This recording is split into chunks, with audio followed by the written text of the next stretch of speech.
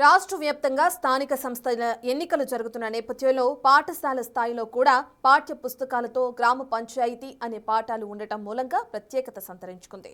మహబూబాబాద్ జిల్లా విద్యార్థులు సైతం తరగతి గదుల్లో సర్పంచ్ ప్రాధాన్యత, గ్రామ పాలనపై ఆసక్తి పెంచుకుంటున్నారు. మరింత సమాచారాన్ని మా ప్రతినిధి యశ్వంత్ అందిస్తారు. వ్యాప్తంగా స్థానిక సంస్థలు జరుగుతున్నాయి. ఇప్పటికే నామినేషన్ ప్రక్రియ పూర్తయింది. అసలు స్థానిక సంస్థలో సర్పంచ్ ప్రాధాన్యత ఏమిటి, ఉప సర్పంచ్ ప్రాధాన్యత ఏమిటి, వార్డు సభ్యులు ఎలా ఎన్నుకుంటారు, ఇవన్నిటి కూడా రాష్ట్ర ప్రభుత్వం పాఠశాల స్థాయి నుండే విద్యార్థులకు బోధనలు చెప్తుంది. ముఖ్యంగా సోషల్ స్టడీస్లో 6th క్లాస్ నుండే 13వ పాఠంలో గ్రామ పంచాయతీ అనే పాఠాలను కూడా ప్రవేశపెట్టింది. ఈరోజు మనం చూసుకోవచ్చు విజువల్లో.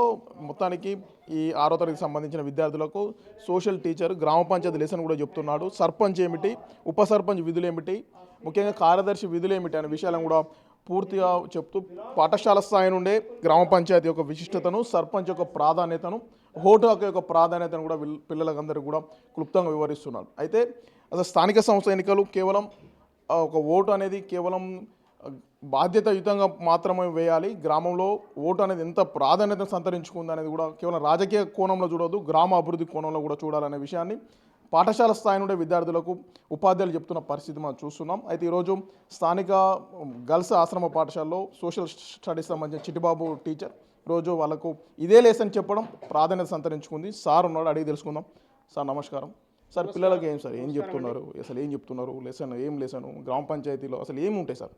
గ్రామ పంచాయతీ లోపల గ్రామ సర్పంచ్, అదేవిధంగా ఉప సర్పంచ్, వార్డు సభ్యులు, అదేవిధంగా గ్రామ పంచాయతీ కార్యదర్శి వీళ్ళు గ్రామం లోపల ఉండడం జరుగుతుంది.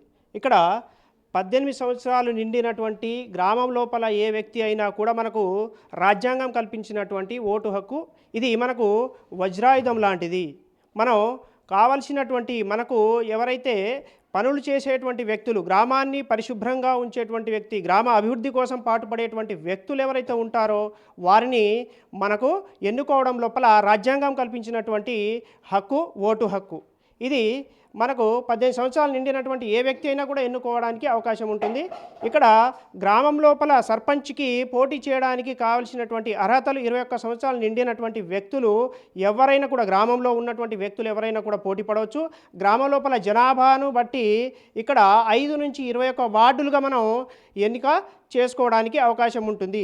ఇక్కడ గ్రామం లోపల సర్పంచ్ అనేటువంటి వ్యక్తిని మనం ఎన్నుకున్నట్లయితే మన గ్రామ అభివృద్ధికి తోడ్పడడానికి ఇక్కడ చేతి పంపులైనా, నీటి సౌకర్యం కల్పించడానికైనా, అదేవిధంగా వీధి లైట్లైనా, మన గ్రామం లోపల రోడ్లను కూడా పరిశుభ్రంగా ఉంచడానికి, చెత్త చెదారం లేకుండా పరిశుభ్రంగా ఉంచడం కోసం గాను గ్రామం లోపల సర్పంచ్ని ఎన్నుకోవడం జరుగుతుంది. ఇక్కడ అదేవిధంగా ఉప సర్పంచ్ అనేటువంటి వ్యక్తి, ఉప సర్పంచ్ని గ్రామం లోపల వార్డు సభ్యులు వీరిని ఎన్నుకోవడం జరుగుతుంది. ఉండేటువంటి పిల్లలు పాఠశాల రావడం, పాఠశాలలో ఎన్నికల పట్ల అవగాహన కల్పించడం, ముఖ్యంగా గ్రామీణ స్థాయిలో ఉన్నటువంటి గ్రామ పంచాయతీల మీద పాఠశాల స్థాయి నుండే వాటిపై అవగాహన కలిగించినట్లయితే మంచి రాజకీయవేత్తలతో పాటు రాజకీయాలపై అవగాహన కలిగి ఉన్న నాయకత్వం కూడా తయారవుతుందని కూడా సోషల్ టీచర్ చెప్తున్నాడు. పిల్లలు ఉన్నారు, పిల్లల్ని అడిగి తెలుసుకుందాం. అమ్మ, ఏం పేరు నీ పేరు? నా పేరు లకావత్ నిరీక్షణ సార్. నేను TWHS గర్ల్స్ మహబూబాబాద్ పాఠశాలలో చదువుతున్నాను. ఈరోజు మాకు సార్ గారు చెప్పిన పాఠం పేరు పంచాయతీ. అందులో మాకు సర్పంచ్ గారి గురించి, ఉప సర్పంచ్ గారి గురించి, వార్డు సభ్యుల గురించి ఎన్నో చెప్తున్నారు. అందులో మనం సర్పంచ్ని ముఖ్యంగా ఎందుకు ఎన్నుకోవాలంటే మన గ్రామంలో ఉన్నటువంటి పరిస్థితులు చాలా దారుణంగా ఉంటాయి కదా కొన్నిసార్లు. వాటిని పరిష్కరించడానికి మన గ్రామంలో ఒక వ్యక్తి కావాలి. ఆ వ్యక్తి కావాలంటే మనం వారిని ఎన్నుకోవాలి. కాబట్టి ఆ సర్పంచ్ని మనం ప్రతి ఒక్కరు మన ప్రభుత్వం నుంచి వచ్చినటువంటి ఆ సర్పంచ్ గారిని మనం ఎన్నుకుంటాం. మనం ప్రతి ఒక్కరు 18 సంవత్సరాలు నిన్న ప్రతి ఒక్కరికి ఓటు హక్కు అనేది ఉంటుంది. వారు రేపు జరగబోయే ఎలక్షన్స్లో ప్రతి ఒక్కరు కూడా తమ హస్తంతో వారి యొక్క ముఖ్యమైనటువంటి ఓటుని వేయాలని నేను కోరుకుంటున్నాను. పిల్లలు కూడా ఈరోజు ఉపాధ్యాయులు చెప్పిన లెసన్ చాలా ఉపయోగకరంగా ఉంది. గ్రామ స్థాయిలో సర్పంచ్ అనేది చాలా ముఖ్యమైన పోస్ట్. దీంతో పాటుగా వార్డు సభ్యులు, ఉప సర్పంచ్ ఇవన్నీ కూడా గ్రామ స్థాయిలో ఎంతో కీలకమైనది. ఓటు అనేది రాజ్యాంగం కల్పించిన హక్కు. దీన్ని అంతా ప్రతి ఒక్కరు వినియోగించుకొని రేపు జరగబోయే ఎన్నికల్లో ప్రతి ఒక్కరు ఓటు వేయాలని కూడా పిల్లలు, ఇటు ఉపాధ్యాయులు కూడా, ఇటు సంబంధించిన ఓటర్లను కూడా కోరుతున్న పరిస్థితి. వీడియో జర్నలిస్ట్ కీర్తన్తో యశ్వంత్, బిగ్ టీవీ, మహబూబాబాద్.